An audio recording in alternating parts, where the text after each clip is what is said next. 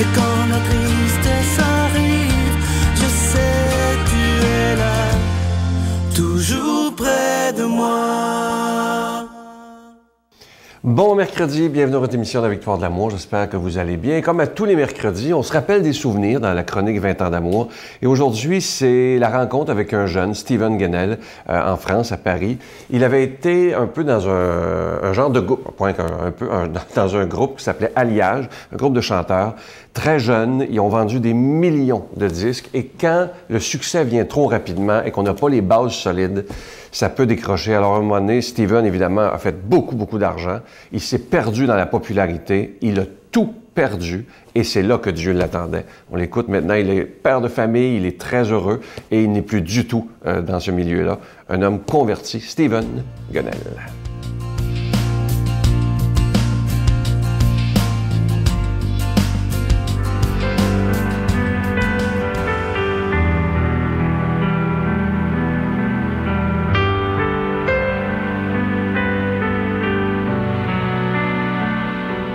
Et maman au téléphone me disait, quand tu as le temps entre deux crises d'angoisse, prends le temps d'aller te recueillir dans une église.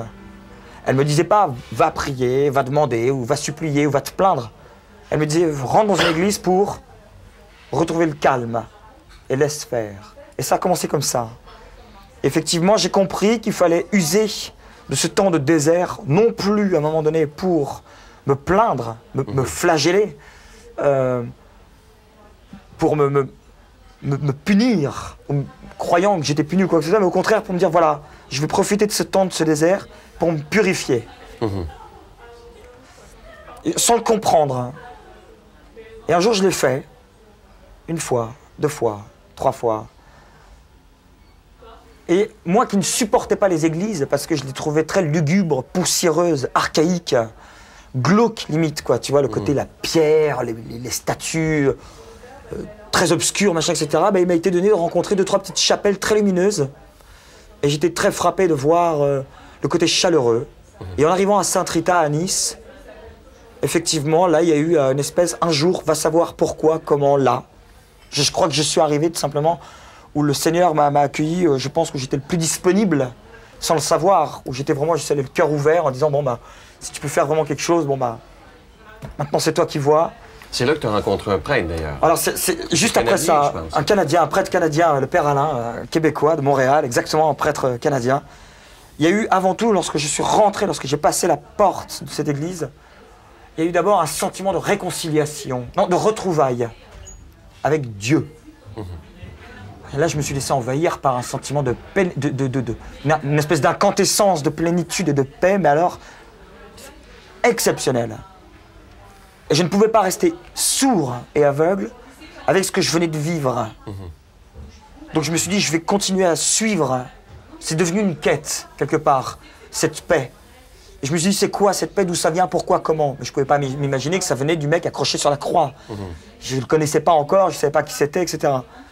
Et après, il y a eu cette rencontre avec le prêtre, le Père Alain, qui est donc québécois, qui, surtout, lorsque je l'ai rencontré, je crois que c'était la première personne, après ma mère et mon père, à qui j'ai raconté mon histoire, mais j'ai presque vomi sur sa table mon histoire en disant, voilà tout ce qui m'est arrivé, voilà ce que je suis. Et il était là, il était très calme, le sourire en coin, et il m'a surtout écouté, sans me juger.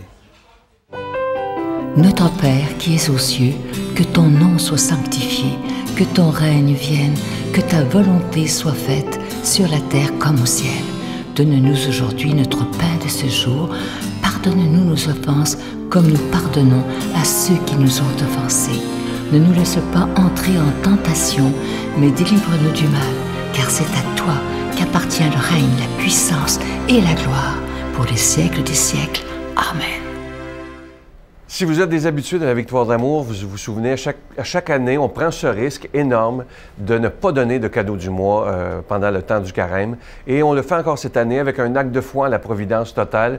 espérant que vous serez quand même généreux, parce qu'il n'y aura pas de cadeau du mois. Et ce que je vous propose comme exercice, c'est de dire au Seigneur, moi j'ai le goût de te donner pendant cette période de carême, mais sans n'attendre rien en retour, parce que toi, tu nous as tout donné. Tu as donné ta vie pour chacun et chacune d'entre nous. Alors merci de tout cœur de votre grande générosité en cette période du carême 2015.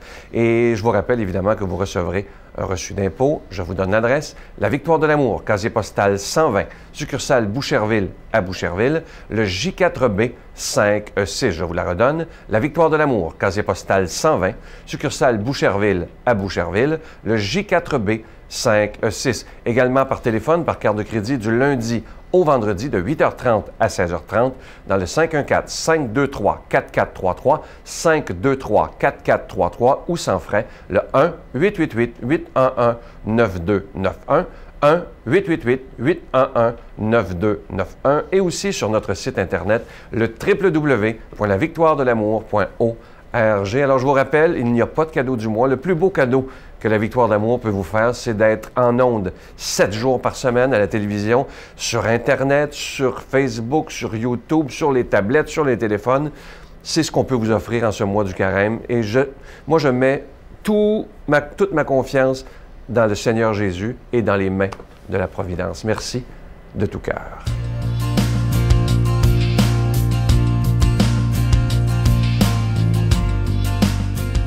Mon Dieu, donnez-moi la sérénité d'accepter les choses que je ne peux changer, le courage de changer les choses que je peux et la sagesse d'en connaître la différence. Amen. Aujourd'hui, c'est notre passionné de la parole de Dieu, l'abbé Robert Lemire.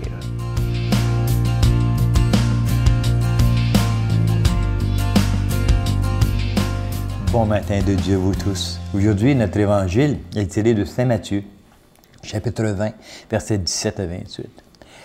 C'est un évangile que je trouve difficile. Tu sais pourquoi? Parce que moi, je lisais l'évangile, puis j'avais de la peine pour Jésus. Écoute bien ça.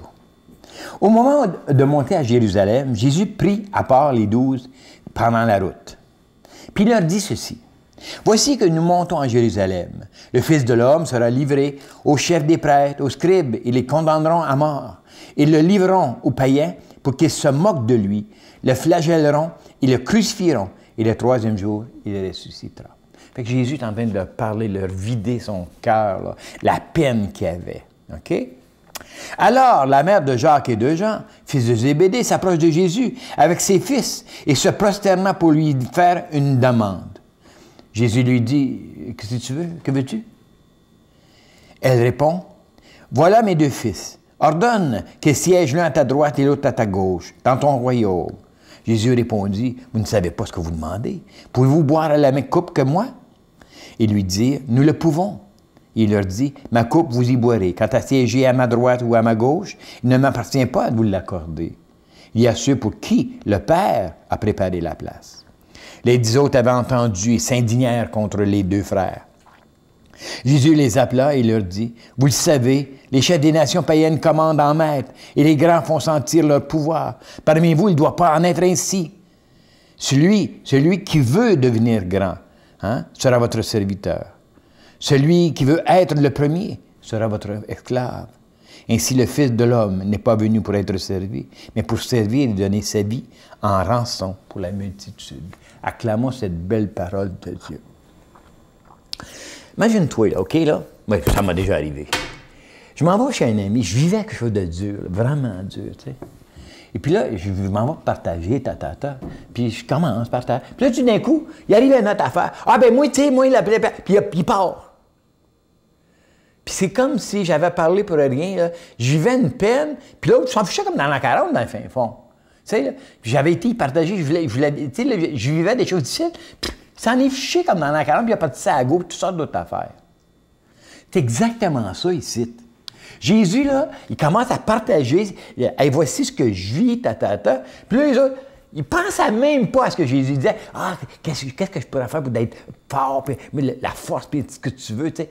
C'est comme si dans le fin fond, là, les gars, là, ils voyaient seulement que le petit bit de belle les autres, OK? Mais ils ne voyaient pas la souffrance de Jésus. Puis ils pensaient, ah, moi, je vais être à ta droite, parce que, ouais, moi, je veux la gloire, moi, je veux ci, je veux ça, ah, moi, je vais regarder moi, tu sais.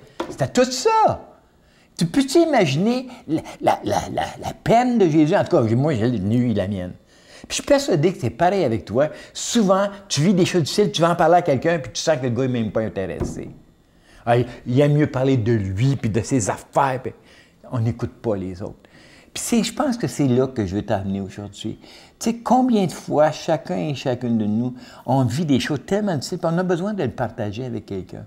Est-ce qu'on est capable de s'asseoir, puis se taire, puis juste écouter, sans dire un mot, juste le regarder dans les yeux, puis sentir, pour que cette personne sente que tu es vraiment intéressé à ce qu'il vit, ce qu'elle vit. C'est ça, dans le fond. Regarde-y dans les yeux, puis là, le monde dit que tu veux écouter. Elle ne cherche pas de réponse. Moi, je me rappelle, je jouais avec mes enfants, à un moment donné, un jeu qui s'appelle « Je parle et tu m'écoutes ». OK? Parce que je voulais savoir qu'ils voulaient vraiment m'intéresser à mes enfants. Là, je leur avais dit, vous parlez pendant 2 minutes, je ne vous interromps pas, puis je vais vous répéter ce que vous m'avez dit pour se faire bien certain que j'ai bien compris. Ça fait, tu comprends, il me parlait, là, puis des fois, il me disait des affaires, là, oh, puis j'avais le goût de partir, de dire, hey, c'est pas vrai, ça, mais non, je ne pouvais pas faire ça, il fallait que j'écoute, parce qu'il fallait que je répète ce que le gars a dit, mon fils a dit. Comprends-tu? Puis là, ça m'a aidé vraiment à me rapprocher de mes enfants, puis on a vécu des belles choses. Est-ce que c'est pas comme ça qu'on devrait agir avec nos amis aussi? Ils parlent et tu écoutes. Puis, essaye de... C'est-tu vrai ce que je viens d'entendre? Tu m'as-tu dit vraiment de ça, telle affaire, telle affaire, telle affaire? Ah oui, c'est ça, je te disais, tu sais. Ah, j'ai bien compris, hey, merci. Merci de me faire confiance, tu sais. C'est ça que Jésus, ici, il veut nous amener. La vraie amitié, c'est d'être présent à l'autre. C'est ça, dans le fond. La vraie amitié, c'est de l'écouter, puis avoir une compassion pour cette personne-là. Pas embarquer dans son problème, mais avoir une compassion, tu vois? Et puis, il veut nous faire prendre conscience aussi, puis je l'ai marqué ici dans la chose, tu sais.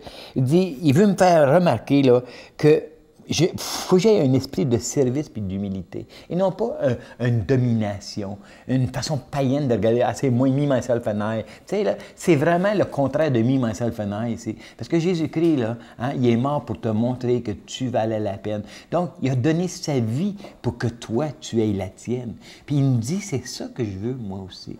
Puis si toi, tu donnes ta vie pour l'autre, l'autre va donner sa vie pour toi. En quelque part, il y a une mutualité là-dedans, c'est incroyable. Fait que c'est ça la force de l'Évangile du Christ. Hein? C'est qu'il ne faut pas essayer de contrôler, de dominer, mais vraiment d'être avec. OK? Fait que je demande au Seigneur de te bénir au nom du Père et du Fils et du Saint-Esprit. Amen. Je vous salue Marie, pleine de grâce. Le Seigneur est avec vous. Vous êtes bénie entre toutes les femmes, et Jésus, le fruit de vos entrailles, est béni. Sainte Marie, Mère de Dieu, priez pour nous pauvres pécheurs, maintenant et à l'heure de notre mort. Amen.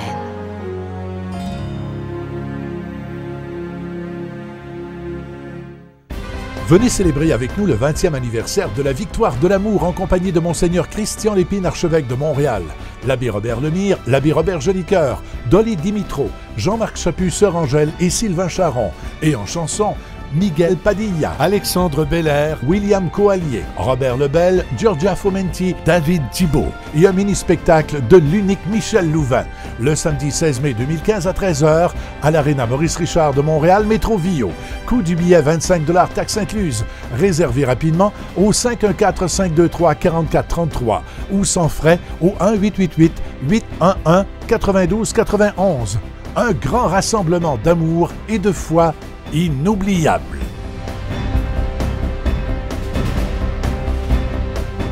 Cette période de carême, une très, très belle pensée. Écoutez-la bien, je vais la dire lentement. Qui donne ne doit jamais s'en souvenir, et qui reçoit ne doit jamais l'oublier. Je vous souhaite une belle journée aujourd'hui. Prenons le temps de regarder ce qu'il y a de beau et de grand, et surtout de ne pas avoir des faces de carême. À demain. Bye. Parce qu'il n'y a plus beaucoup de religieuses qui ont le voile. Non. Ça réagit comment autour de vous? Il y a toutes sortes de réactions. En général, il y en a beaucoup qui disent « Ah, il y a encore des sœurs, ça existe encore. » Oui, ça existe encore. Il y en a d'autres, bon, c'est sûr que des fois, il y a peut-être des gens un petit peu plus déréglés. Quand j'allais à l'université à McGill, ben, dans le transport en commun, des fois, tu peux en rencontrer quelques-uns qui se mettaient à sacrer ou des choses comme ça. Mais je veux dire, Jésus, il a subi pire que ça.